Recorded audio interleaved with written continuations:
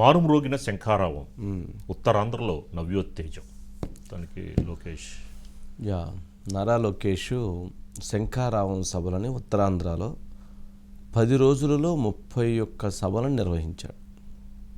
10 రోజుల్లో 31 సభలను నిర్వహించి అక్కడ ఉన్నటువంటి పార్టీ తెలుగుదేశం జనసేన పార్టీల మధ్య సమన్వయాన్ని కుదిరించేటువంటి ప్రయత్నం చేశారు. 2 ప్రభుత్వం చేస్తున్నటువంటి దురాఘాతాలని ఎండగట్టేటువంటి ప్రయత్నం చేశారు. ప్రభుత్వం చేస్తున్నటువంటి అంశాలను ప్రశ్నించారు. తెలుగుదేశం పార్టీ మీద ఏమైతే విమర్శలు చేస్తున్నారో ఆ విమర్శలకి సరైనటువంటి ధీటైనటువంటి సమాధానాన్ని చెప్పే ప్రయత్నం చేశారు.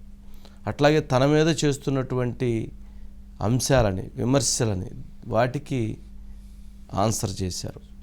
ఇట్లా ప్రతి అంశంలో అసలు ఈ 5 సంవత్సరాలు ఆంధ్రప్రదేశ్ రాష్ట్రంలో ఏం కోల్పోయింది, ఆంధ్రప్రదేశ్ రాష్ట్రం యువత ఏం కోల్పోయింది, ఎటువంటి అన్యాయం జరిగింది, ఆంధ్రప్రదేశ్ భవిష్యత్తు పరిస్థితి ఏంటి అనేటువంటి వాటిని వివరించేటువంటి ప్రయత్నం చేశారు.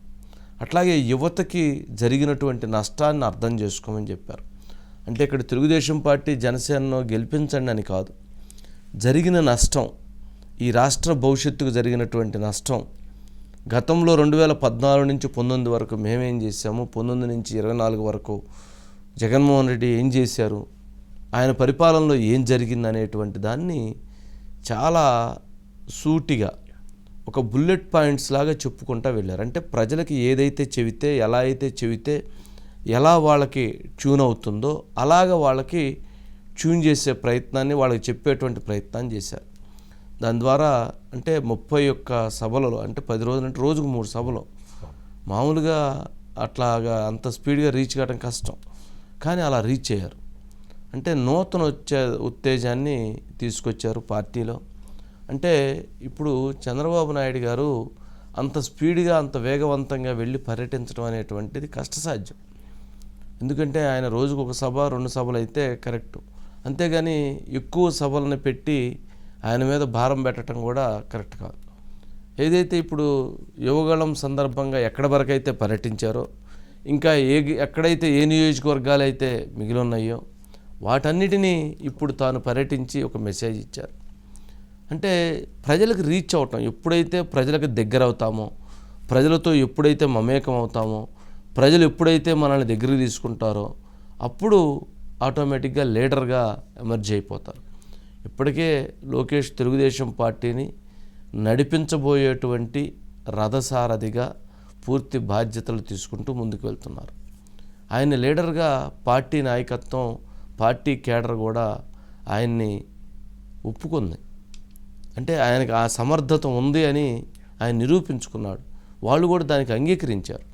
ఇక ఇప్పుడు ఎక్కడైతే ఉత్తరాంధ్రలో మిగిలినటువంటి దాన్ని కూడా కంప్లీట్ చేయటం ద్వారా ఇక నెక్స్ట్ కార్యాచరణ ఎన్నికల కార్యాచరణలోకి వాళ్ళందరినీ కార్మోన్ముఖులను చేసి వాళ్ళందరినీ ఆ రంగంలో దించి వాళ్ళందరి మధ్య సమన్వయాన్ని కుదిర్చి ఎన్నికల శంఖారావాన్ని పూరించారు అని చెప్పని చెప్పవచ్చు. సరే, ఒకసారి బైట్స్ ఉన్నట్టుంది, ప్లే చేయండి. ఆనాడు బాబు గారు ముఖ్యమంత్రిగా ఉన్నప్పుడు భారతదేశానికి జాబ్ క్యాపిటల్గా ఉన్న విశాఖపట్నాన్ని ఈ జగన్ ముఖ్యమంత్రి అయిన తర్వాత గంజాయి క్యాపిటల్ ఆఫ్ ఇండియాగా మార్చేశాడు. రాబోయే రోజులు జరిగే యుద్ధం జగన్ అహంకారానికి ప్రజల ఆత్మ గౌరవం మధ్యలో జరగబోతుందని ఈ సభాముఖంగా ప్రజలందరికీ నేను చెప్తున్నా. మీరు పడుతున్న కష్టాలు మేము చూసాం. అందుకే పవన్ అన్న బాబు గారు కలిసి బాబు సూపర్ 6 హామీలు ఇచ్చారు. 2 నెలల్లో తెలుగుదేశం జనసేన ప్రభుత్వం ఏర్పడబోతుంది. ఈ నియోజకవర్గాలకి ప్రత్యేక నిధులు కేటాయించి కొండ ప్రాంతాల్లో మౌలిక సదుపాయాలన్నీ అందించే బాధ్యత మేము తీసుకుంటామని ఈ సభాముఖంగా హామీ ఇస్తున్నాం. అరే, బాంబులకే భయపడిన కుటుంబం మాది, నువ్వు పెట్టే పనికిమాల కేసులు నేను భయపడతానయా జగన్? దమ్ము ధైర్యంతో ప్రజల్లో నేను తిరిగా, నీలాగా పరదాలు కట్టుకుని తిరిగే అలవాటు నాకు లేనే లేదు. అందుకే అందరూ అప్రమత్తంగా ఉండాలా, అందరం కలిసికట్టుగా ముందరికెళ్లాలా. మన లక్ష్యం ఒకటే, ఈ సైకో జగన్ లేని ఆంధ్ర రాష్ట్రం. చాలా క్లియర్గా పాయింట్స్ వైజ్గా అనిల్ ఉన్నారు sir. Anil sir good evening sir. Good evening.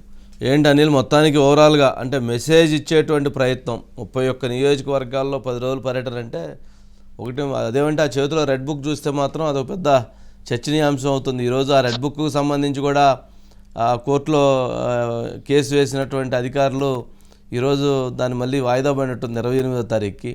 ఆయన మమ్మల్ని భయపెడుతున్నాడు, భయభ్రాంతులకు గురి చేస్తున్నాడు, ఆ రెడ్ బుక్ చూస్తే మాకు భయం వేస్తుంది కాబట్టి ఆయన అరెస్ట్ చేయండి, దాని మీద కేసు పెట్టండి అని చెప్పని పిటిషన్స్ వేశారు.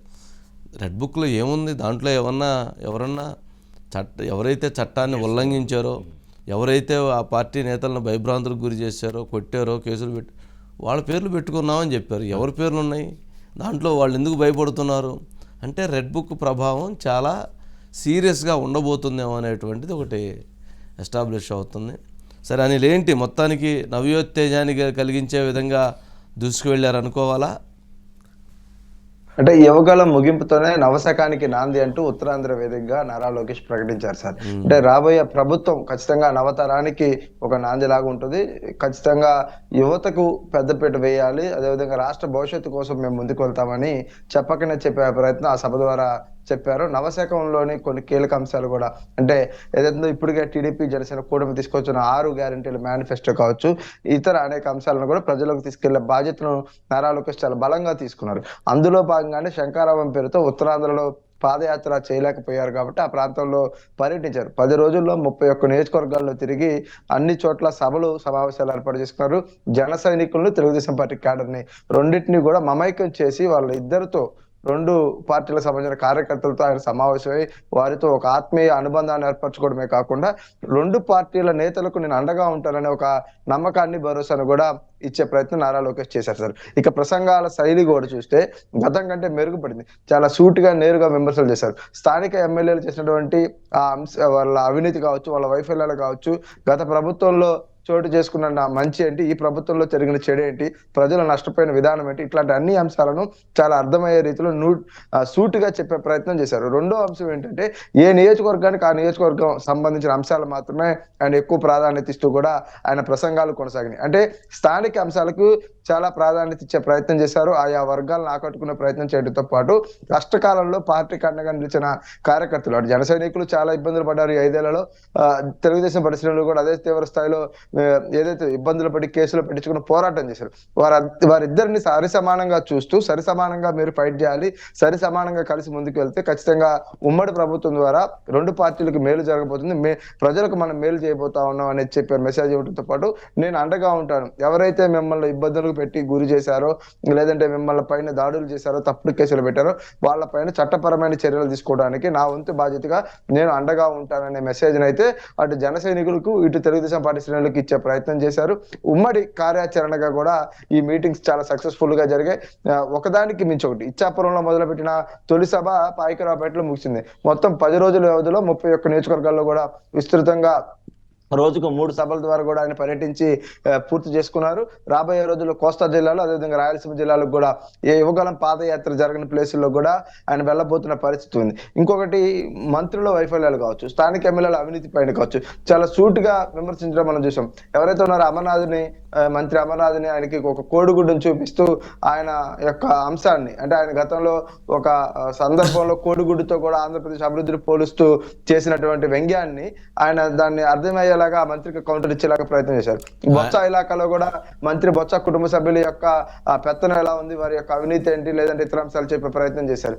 ఇలా ప్రతి చోట వెళ్ళిన ప్రతి చోట కూడా ఆయా నియోజకవర్గాల్లో స్థానిక అంశాల ప్రాధాన్యత ఇస్తూ స్థానిక నేతల అవినీతి అక్రమాల పైన కూడా చాలా నేరుగా మాట్లాడే ప్రయత్నం చేసి అక్కడున్న స్థానిక ప్రజల మనసు గెలిచే ప్రయత్నం అయితే నారా లోకేష్ చేశారనే చెప్పాలి. యువగలం ఎలాంటి సక్సెస్ అయిందో ఇప్పుడు శంకరావం కూడా అదే స్థాయిలో సక్సెస్ అయింది అనేది తెలుగుదేశం పార్టీ శ్రేణుల మాటగా కనిపిస్తోంది. ఒక ఆత్మీయ అనుబంధం మాకు లోకేష్ కి ఏర్పడింది. ఖచ్చితంగా భవిష్యత్తు నాయకుడిగా నారా లోకేష్ ఈరోజు తయారయ్యారు. మాకు ఒక ఆశాజ్యోతిగా ఆయన ఉంటారు, అండగా ఉంటారని కూడా మేము నమ్ముతున్నామనే భావనను టీడీపీ క్యాడర్ వ్యక్తం చేస్తోంది. ఇక జనసేన నుంచి కూడా ఆ సవాలుకు హాజరైన జన సైనికుల నుంచి కూడా ఒక మంచి నాయకుడిగా లోకేష్ ప్రసంగాలు కావచ్చు, లేదంటే ఆయన నాయకత్వ తీరు కనిపిస్తోంది. కలుపుకుపోయిన విధానం కూడా ఖచ్చితంగా రాబోయే రోజుల్లో మరింత బలంగా పనిచేయడానికి ఉపయోగపడుతుంది అంటూ కూడా ఆ ప్రాంతంలో పనిచేసిన జన సైనికులు, జనసేన నేతలు కూడా చెప్తున్న పరిస్థితి అయితే మనకుంది. Okay, right Anil, right. ఇక నెక్స్ట్